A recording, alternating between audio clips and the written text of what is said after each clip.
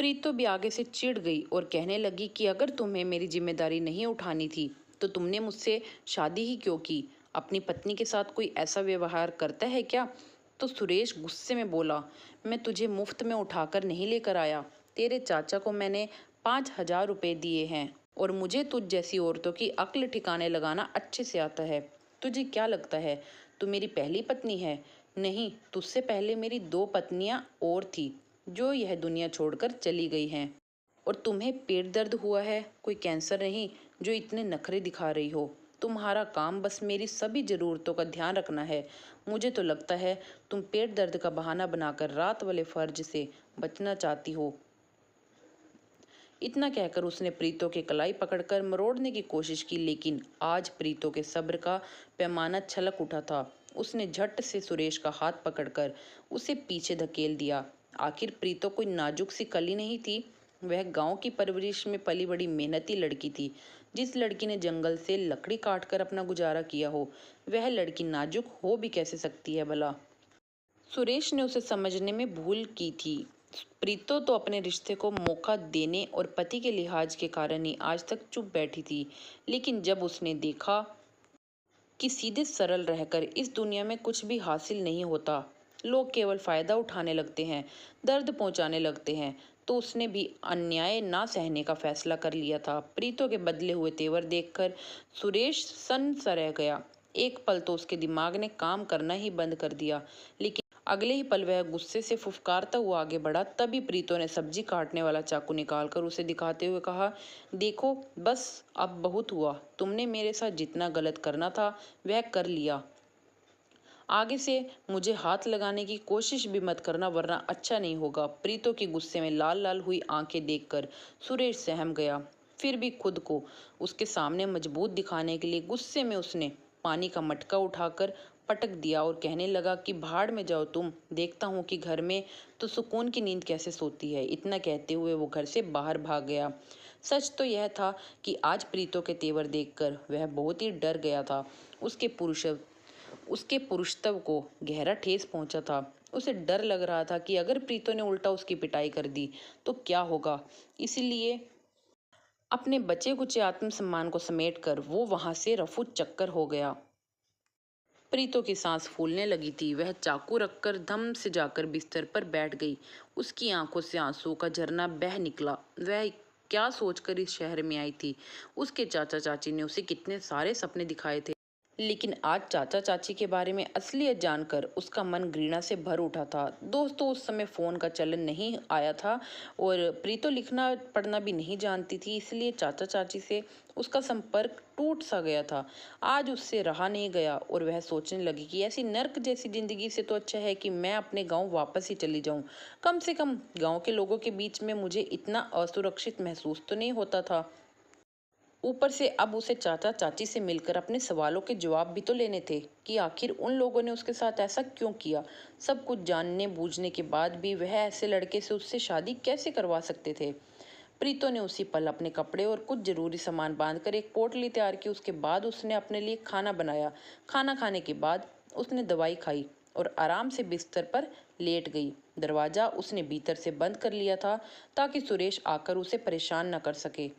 सुरेश तो वैसे भी डरा हुआ था, इसीलिए वह शराब के ठेके पर जाकर शराब पीने लगा। जैसे जैसे उसका नशा बढ़ता जा रहा था, वह प्रीतो से बदला लेने के बारे में सोचता जा रहा था। इधर प्रीतो जब शाम को सोकर उठी तो उसके पेट का दर्द ठीक हो चुका था।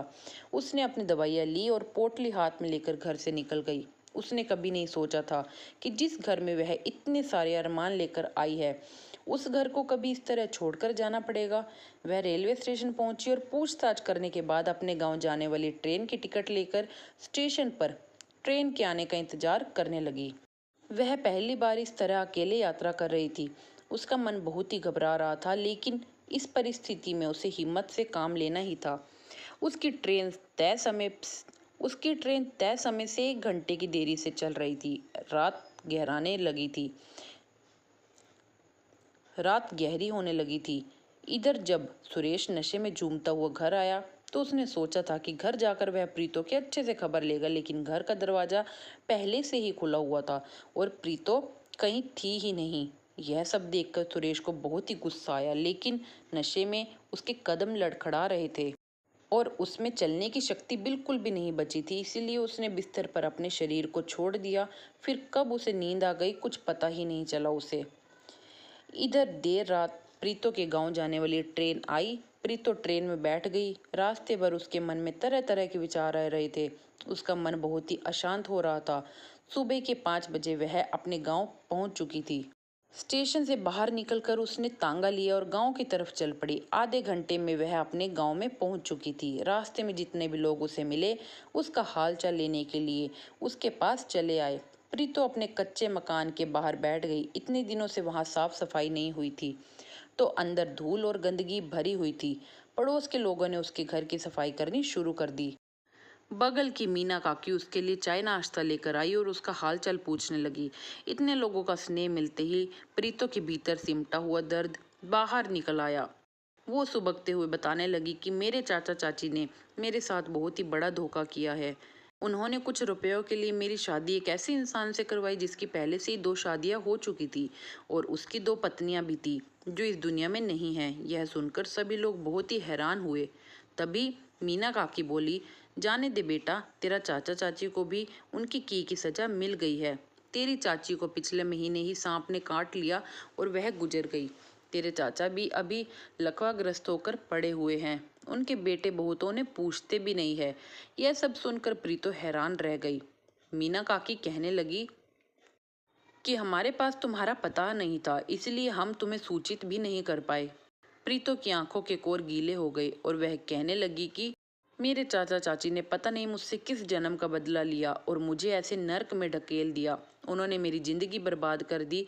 इतना कहकर वह सिसकने लगी तो मीना काकी ने उसके सिर पर हाथ फेरते हुए कहा, रोती क्यों है बेटा, हम सब हैं ना तेरे साथ। अच्छा हुआ तो गांव वापस लौट आई। हम सब मिलकर तुम्हारा ध्यान रखेंगे। तुम्हें किसी भी बात की कोई चिंता करने की जरूरत नहीं है। काकी की बातें सुनने के बाद प्रीतो को बहुत सुकून मिला। उस दिन के बाद वह गांव में ही रहने लगी। वो पहले की तरह जंगल जाकर लकड़ियां काट कर बेचती और अपने स्वाभिमान के साथ 2 वक्त की रोटी खाती थी। वो अपने चाचा के घर की तरफ भूल कर भी नहीं जाती थी। वह धीरे धीरे खुद को संभालने लगी थी। तभी एक दिन सुरेश आ धमका और प्रीतो को धमकाते हुए कहने लगा कि तू अभी भी मेरी पत्नी है। इस लिहाज से तुझे मेरे साथ चलना होगा। किस पति पत्नी में झगड़ा नहीं होता। तू रूठ कर चली आई। अब मैं तुझे मनाने आया हूँ। चल वापस शहर चलते हैं। हम अपनी जिंदगी की एक नई शुरुआत करेंगे। प्रीतो उसका चेहरा देखकर ही क्रोध से कांप उठी। वह कहने लगी कि मुझे तुम्हारे साथ कहीं नहीं जाना है। मैं सब कुछ बहुत पीछे छोड़ कर आई हूँ। मुझे तुम्हें जितना भी मौका देना था मैंने दे दिया। मुझे तुमसे कुछ नहीं चाहिए अब।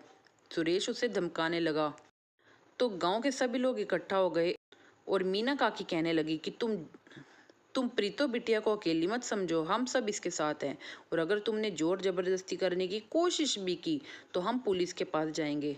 इसलिए तुम्हारी भलाई इसी में है कि तुम चुपचाप यहाँ से चले जाओ। गांव वालों का रौद्र रूप देखकर सुरेश बहुत ही घबरा गया और वहां से हमेशा हमेशा के लिए चला गया। प्रीतो ने राहत की सांस ली कि अब उसके पति से उसकी जान जो है वो छूट गई। एक बार मीना काकी की बहू का भाई दीनू गांव आया हुआ था। जब उसने प्रीतो को देखा तो वह मन ही मन उसे पसंद करने लगा और जब उसे प्रीतो की जिंदगी के बारे में, उसके संघर्षों के बारे में पता चला तो उसका मन भीग गया था। उसने मीना काकी से बात की कि वह प्रीतो का हाथ थामना चाहता है। मीना काकी बड़ी ही प्रसन्न हुई और कहने लगी, उस बच्ची ने बड़े ही दुख देखे हैं बेटा। अगर तुम उस बच्ची का हाथ थाम लोगे तो बहुत ही पुण्य का काम हो जाएगा। फिर उन्होंने फिर उन्होंने प्रीतो को बुलाकर दीनू के बारे में बताया। वैसे तो प्रीतो विवाह के नाम से घबरा जाती थी, लेकिन चूंकि मीना काकी ने उसे अच्छे से समझाया और दीनू के अच्छे व्यवहार के बारे में बताया तो प्रीतो का मन भी बदल गया।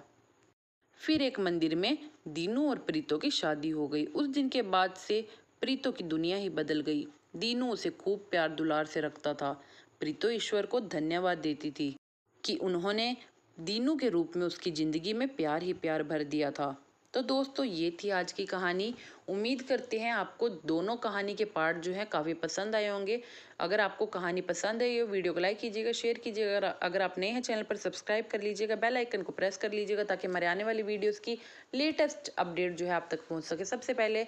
और अगर वीडियो पसंद आए ना, ज़्यादा से ज़्यादा लाइक कीजिएगा, ज़्यादा से ज़्यादा शेयर कीजिएगा एंड प्यारा सा बढ़िया सा कॉमेंट जो है कॉमेंट सेक्शन में छोड़कर जाना मत भूलिएगा।